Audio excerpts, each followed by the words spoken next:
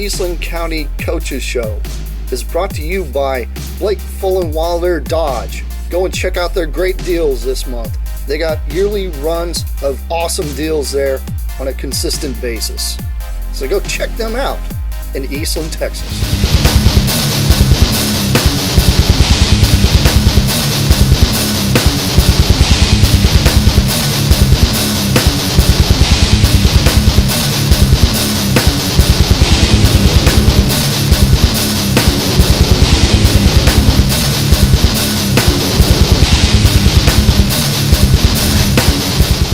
Sports fans, and welcome to another edition of the Eastland County Today Coaches Show.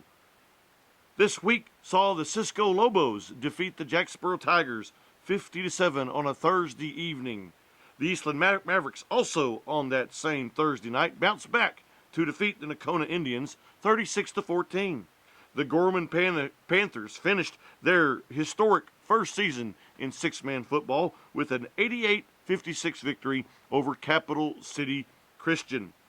The Ranger Bulldogs fell to the Perrin-Witt Pirates 47-6, and the Rising Star Wildcats moved to 2-0 in district play with a 98-50 victory over the Sydney Eagles. Let's get to that Friday night action, shall we? The Cisco Lobos defeated the Jacksboro Tigers 50-7. They remain undefeated in district play at 6 wins and 0 losses. Cecil Beasley had a great game. He intercepted a pass, took it to the house, and then also recovered a muffed punt attempt and ran it back for a touchdown. Let's see what Coach West has to say. Coach West, thanks for your time this morning, this busy week you've got here before the Eastland game. Let's talk about last Friday evening. Or actually Thursday night, as you traveled to Jacksboro, took on the Tigers, beat them convincingly. Tell us what you saw from the sideline, Coach. Well, I thought Jacksboro did a good job of putting their kids in the right places, gave them opportunities. The quarterback did a great job extending the play, which put our secondary in a bind a few times. We didn't do a good job containing him for 3 or 4, probably 4 quarters of the night. But for the most part, we did a great job stopping their zone, the rushing game. They didn't hurt us in that area, but just the dinks and extending the play offensively hurt us a little bit. And then on the other end, they kept getting after us, and they did a pretty good job stopping our base offense, put us in a bind at times, and we hurt them a few on the toss sweep was something that we were just able to outrun them on. But as far as controlling the line of scrimmage on either side of the ball, I'm not too sure we got that accomplished. And that was probably the biggest disappointment. All right, let's talk about special teams too, Coach. You had third quarter, your punt team ended up scoring a touchdown. I believe you got a pick 6 from Zane Wright, and your freshman fill-in for Cord hit a 32-yard field goal. Tell us a little bit about your special teams play. I thought they kind of put us over the top there as far as, it was a pretty good game, and then we get a pick 6, and we get the muff punt that Beasley picked up for a touchdown. Actually, Cecil also had the pick 6, so he had a great game. Coach, tell us a little bit about your special teams play. They really seemed to step it up third quarter. You had a pick 6.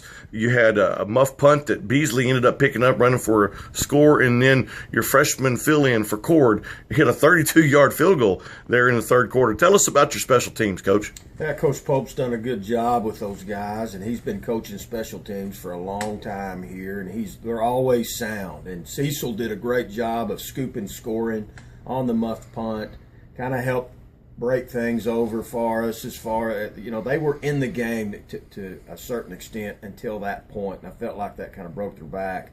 And the freshman coming in and kicking extra points and field goals and not being scared and doing a pretty good job of that, and we were certainly proud of him.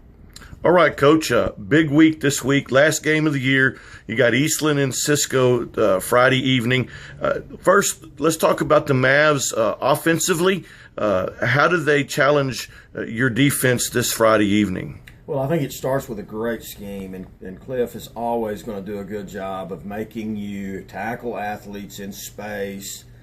He does a great job of scheming you in that area, and I don't know that you contain or stop those weapons that he has. You got to keep them out of the end zone. You've got to contain them, but I don't know that you stop them. I know nobody's got that accomplished yet, and we've got a few on our end that would, they're going to have the same problem with. But man, what an athletic team that they have, and his scheme makes that even more difficult to stop. Coach Brunson's definitely got a lot on his head and shoulders this week to attempt to stop that. And on the other end of the ball, Fambro's got most of his defense back. I think they bring back 8 from last year's team, and last year that defense was a lot of rookies. There was a little bit of a senior leadership in there, but for the most part it was a team that had not taken too many varsity reps, and we were able to expose that in areas.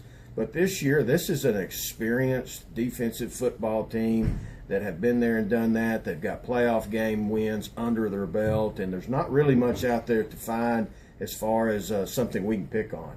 Coach, if the Lobos win, it's obviously a district championship. I'm not real sure how to ask this. Maybe you can help us with this. If the Lobos lose, Henrietta wins, it looks like a 3-way tie. Can you kind of help us through how that's going to play out Friday evening? Well, it goes by a 15-point power point. In our district, you get plus 15. If you can win a game by 15 points, then you carry those 15 points into a tiebreaker. So right now, we are plus 15 over Henrietta, and Henrietta is plus 1 over Eastland. So the result of the Cisco-Eastland game will really determine everybody's seed, depending on what happens in that. And Eastland actually has an opportunity to go first, second, or third Friday night. And I think, if I've done my math correctly, the worst we can do is second place after the result of Friday night. And Henrietta, the best they can do is second place. And I believe I've done that right, but I could definitely be wrong. Okay. Thanks, Coach West. The Lobos will take on the Eastland Mavericks this Friday evening at Chesley Field in Cisco. It is their last district game of the year. It is for the district championship. We'll talk more about that just a few moments. Kickoff is at 7:30. The Eastland Mavericks rebounded from their first district loss of the season Thursday evening for a 22-point victory over the Nakona Indians. Hayden Carr and Mason Wright came off the bench to lead the way for the Mavericks. Let's see what Coach Watkins has to say. Coach Watkins, thanks for your time this morning. I know it's a busy week. Let's first talk about Thursday evening. You were able to come away with a good victory against Nakona. Hayden Carr comes off the bench and is able to lead the Mavs to victory, giving him a little playing time. Tell us what you saw from the sideline, Coach. Oh, we had a lot of guys get some reps, and which is good for those guys and good to see. I thought we came out fast and started the game well, and defensively especially. They had negative yards after the first quarter and a half, I think, and so I thought our first team defense came out and played really well. Offensively, still did some good things, and like I said, had some guys out and a lot of guys playing some different positions, and they got after it, and so it was just good to come away with the win and come out injury free. Yes, sir. All right, big week this week, last regular season game. You go over to Cisco this week. Tell us first how the Lobos are going to challenge you offensively, what you've seen and what you think they're going to how they're going to challenge the Mavs this Friday evening. Their offense is very explosive. They find ways. Coach West does a great job getting his playmakers the ball in space, and they move people around and give you a ton of formations, and they get lined up quick and snap the ball before you're ever ready. And so we're going to have to do a great job of getting lined up and getting a lot of people to the ball and tackling space, because like I said, he does a really good job of getting people in space, getting them the ball, and letting them make plays. And defensively, Coach, I know you said something to me earlier about Josh probably going to be ready. How do you expect the Lobos to defend you this Friday evening? Oh, they do a great job defensively. They're very, very disciplined. They're gonna not give up the big play and make you put drives together, and and then they're gonna stiffen their neck once you get close to the goal line, and we're gonna have to find a way to put drives together and take care of the ball. and be disciplined offensively and see if we can get some first downs and go from there. Okay. Thanks, Coach Watkins. The Mavericks will take on the Cisco Lobos this Friday evening in Cisco. Kickoff is 7:30. Let me take just a few moments to talk about big game Friday evening. It is the Lobos and the Mavericks. It is the Eastland County Showdown, 83rd edition of the Eastland County Showdown. It gets kind of confusing, but here's the details. If Cisco wins, they're in as the district champ. And then Eastland will be come in third place behind Henrietta if Henrietta wins. A lot of variables going on Friday evening. If Eastland wins, they could be first, they could be second, they could be third. Cisco would probably then come in second. A lot of things going on Friday evening. You want to be in Cisco, and you want to be in Cisco early. It's going to be packed. Last year at Maverick Stadium, it was a full house, 2, 3, 4 people deep in the stand at the fence line. So you need to get there early. You can buy tickets early if you want. Let me give you those specifics right now. In Eastland, you can buy them at the Marshall Gym Thursday, 8 a.m. to 3:30 p.m. and Friday, 8 a.m. to 1 p.m. You can purchase those tickets here in Eastland. Cash and checks accepted, $5 adults, $3 children. In Cisco on Thursday, you can go by the Saunders Gymnasium from 8 until 3:30 and pick up those tickets. They'll be at the administration building on Friday, 8 to 1. Again, $5 adult, $3 children. It is going to be a showdown in Cisco. Make sure you're there to see all the happenings of our Eastland County student athletes. All right, let's move on now to the Gorman Panthers. What a season the Gorman Panthers have had. They finished their season last Saturday evening or afternoon with an 88-56 victory over the Cougars of Capital City Christian. 10 different Panthers scored touchdowns for the Panthers that afternoon. Let's see what Coach Williamson had to say. Coach Williamson, thanks for your time this morning. You are finished. Congratulations, Coach, on a undefeated, historic first-year six-man football in Gorman. Let's talk about Saturday's game first. You played Capital City Christian here in Gorman. Tell us what you saw from the sideline, Coach, how your Panthers performed Saturday. It was a great game for us. Kids going in knowing that they had a chance of being 9-0 and being undefeated for the season. We had great attitudes. We had great attitudes all week of practice. The seniors were upbeat. You look at it at the start of the season and the seniors thinking that, if we do good this year, they're not going to have that postseason play. But these kids have been positive. They were positive on the field. It was a really great game to be able to watch from the sidelines. It would have been a great game to watch up in the stands. We had 10 different kids score on Saturday, and just the enthusiasm from the kids on the sideline.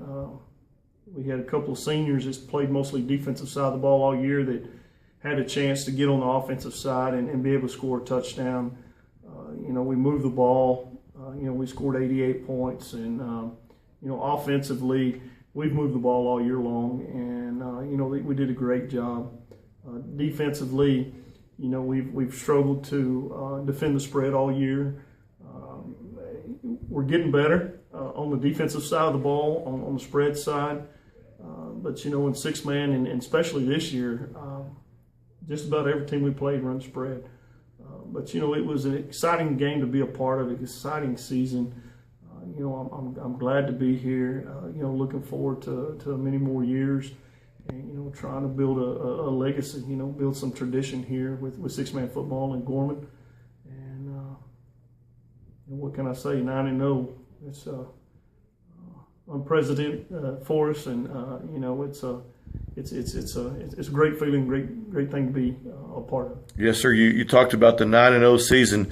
You look back, and of course, your season is over. You have a bye this week, and so let's talk a little bit about overall how this season went. I mean, you come into Gorman, the new coach, the new style of football, and boy, the boys just really seem to pick it up well, scoring, averaging 70+ points a game. You scored 126 points one game. Just tell us your overall feeling, the season. It's kind of, we talked earlier, kind of bittersweet a little bit. You're undefeated. You don't get to pursue anything else. But tell us how you feel about the overall season. Overall season, I guess Ren Evan had asked me, he said, Coach, were you surprised at what these kids could do? And, surprised on the season. And, I really wasn't surprised on the season. Coming in and going through our two-a-days, looking at the kids and what they were able to do during two-a-days, it didn't surprise me. They've been well coached, and it's just a matter of them being able to learn the game. The kids responded well, on the offensive side. I mean, they picked the game up real quick. Our first game, I believe we scored 82 points. Then on, we actually averaged 80 points a game this season, offensively. Defensively, I think we gave up right about 40-something a game. But, to be able to beat an opponent, average opponent by 30-plus points, it speaks volumes of these kids and just of this program, the future of this program. But, the overall season, it was fun. It was a great experience for myself as a coach to be able to have kids, to be able to do what we've done this year. I don't have paper in front of me, but I can probably say, I know I can say every kid on varsity football team this year had a hand in scoring, and that's great to be a part of. Yes, sir. The guys on the defensive side of the ball, we two platooned it this year, so we had 6 different offensive players, and we did defense, and that's almost unheard of in 6-man football. And I think that was able to be able to create our success that we had this year too, to have fresh legs in there on both sides of the ball. And I would steal a couple of defensive players every now and then and use them on offense. Same thing with Coach Garrick. We'd have to use some of the offensive guys on the defensive side of the ball, but the kids were excited to be able to do that.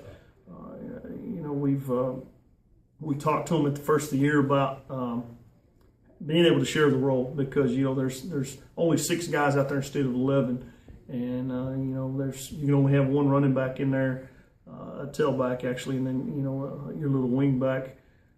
You can only have 2 in there, and we had 6 or 7 different kids that could go in at the running back spot. And I'm blessed to be able to be a part of this program and these kids and this community. And it was a real honor to be able to coach these kids this year.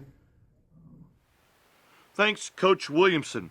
The Panthers, as we have talked about, are done. They're finished with their year, a perfect 9 wins, 0 losses in this first season of 6-man football. What a great year for the Gorman Panthers.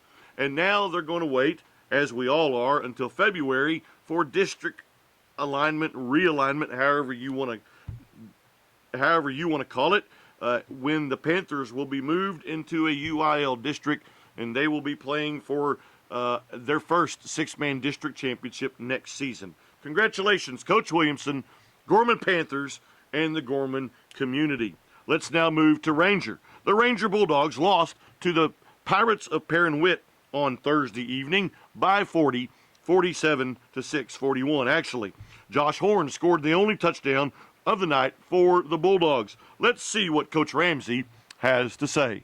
Coach Ramsey, thanks for your time this Monday morning. Let's talk a little bit about Thursday evening as we moved the game to Thursday night due to the impending weather. You traveled to Perrin, and Perrin they rushed the ball well against you. So let's talk about how you saw the game from the sideline about your Bulldogs. It's still a work in progress. We've got a lot of young kids that have had to move up and play.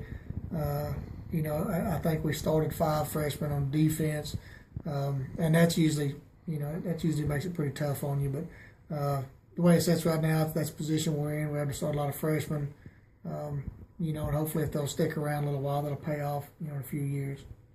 Yes, sir. Tell us about the offense was able to push across the touchdown, I believe, in the third quarter. Tell us about how your offense produced or played Thursday night. It was they'd been in pretty much a 5-3. Anytime we'll go double tight, and then we'd spread out a little bit, they'd go 4-3. But linebackers they over pursued. We just run a dive. Basically he hit the A gap, two hole, and he cut back on it, and linebackers over pursued, and there was nobody in the secondary, and he pretty much walked it in. All right. This week is your last regular season game of the year. You play the Albany Lions, perennial powerhouse Albany team. Tell us what you see from Albany and how they're going to challenge the Bulldogs Friday evening. Coach Faith, he's one of the top-notch guys, not only as a person but as a coach. And Albany's always played well. Their kids give great effort. Their hustle, their desire to be successful is really high. I expect them, to show up and play very sound football. They probably won't have very many mistakes, no penalties, and they'll create turnovers. That's what they do. They're real solid. They played for state championship last year, and I anticipate them playing for a state championship again this year. They, coming off beating St. Toe 61-0, that opened some eyes. I felt that they would beat them, but I didn't feel they'd shut them out and score 61. But that's pretty impressive. Thanks, Coach Ramsey. The Bulldogs' last district game of the year, last regular season game of the year, this Friday evening in Ranger, 7:30 kickoff against perennial powerhouse, the Albany Lions. All right, our last stop this morning, is in Rising Star, where the Wildcats defeated the Sydney Eagles by 48 on Thursday evening. They are now 2-0 in district play. They will be playing for a district championship this Friday evening. Ben Boucher, wow, what a night Ben had. He was a part of over 400 total yards of offense for the Wildcats, rushing and passing. Let's see what Coach Calloway has to say. Coach Calloway, thanks for your time this busy Monday morning. Let's talk about your game Thursday evening with the Sydney Eagles. You came away with a 45-point mercy rule victory late in the fourth quarter. Tell us what you saw from the sideline, how your Wildcats played Thursday night. Well, I feel like offensively we did a really good job. We were executing well on our plays. Everything we wanted to do was pretty much available to us. We made some good decisions offensively as well. Sometimes we took the sack instead of trying to make something out of nothing. So we did a real good job offensively, able to execute the game plan. I think we had one interception. That was the only turnover we had all game. So proud of the offense for their effort. We know we got to get better for this week. Defensively, I don't feel like we played our best game. I think we can do a lot better. We gave up 50 points. They have a good running back over there in Sydney, that Bo Cheatham kid. He's a good running back, and we got to do a better job this week getting ready for Blanket, because defensively, as we've focused on that all year, that's going to be our goal, to shut people down to get us victories. And we weren't able to do that as well Thursday night, but the offense was able to carry us and get us through to a win. So we're happy with the win. We're proud of the kids. We're not satisfied, but we're happy that we got the win. We're glad we won. We're glad to set up this district championship game this Friday night. Yes, sir. You referred to it right there, 2-0 in district. You will play the Blanket Tigers this Friday evening for district championship. What do you know about Blanket, and how are they going to challenge your Wildcats this Friday evening? Well, Coach Tabor does a good job over there. He's a really good student of the film and watches, make sure he tries to find out all the tendencies, things that we do, how we carry the ball, all those things. They're going to be real prepared as to what the biggest thing for us is our playbook's expanded a lot this year. We have a lot more different variety in our playbook, so we can do a lot of different things this year. We can run the ball if we need to. We can throw it when we need to. We can do a lot of different things that we haven't been able to do in the past. So they're going to challenge us. The biggest thing is going to be our defense. I mean, it's going to come down. We got to get stops. I think we can score with anybody. I think we've proven that this year, that we can score points with anybody. But the biggest thing is going to be we got to step up on defense, make plays. Special teams is going to play a role this week. We've got to make our kicks. Got to be able to make sure if there's an onside, we get on top of it, things like that. So all three facets of the game are going to be important this week. We got to play great special teams, great defense, and a good offensive game to be able to win this game. And I think our boys are ready. I think they're prepared for it. They're excited about it. It's our second year in a row to have this opportunity. We're a different team than we were a year ago, and I feel like our kids are going to go out and play really hard this week. I'm really excited about the opportunity to play Blanket for the title, and I hope our kids go out and get it done. Great. Thanks, Coach Calloway. The Rising Star Wildcats, as I said earlier, are going to take on the Blanket Tigers this Friday evening. It is for the district championship. Good luck to the Wildcats. Kickoff in Rising Star is 7:30. Let me quickly go over some other Eastland County sports news with you, all right?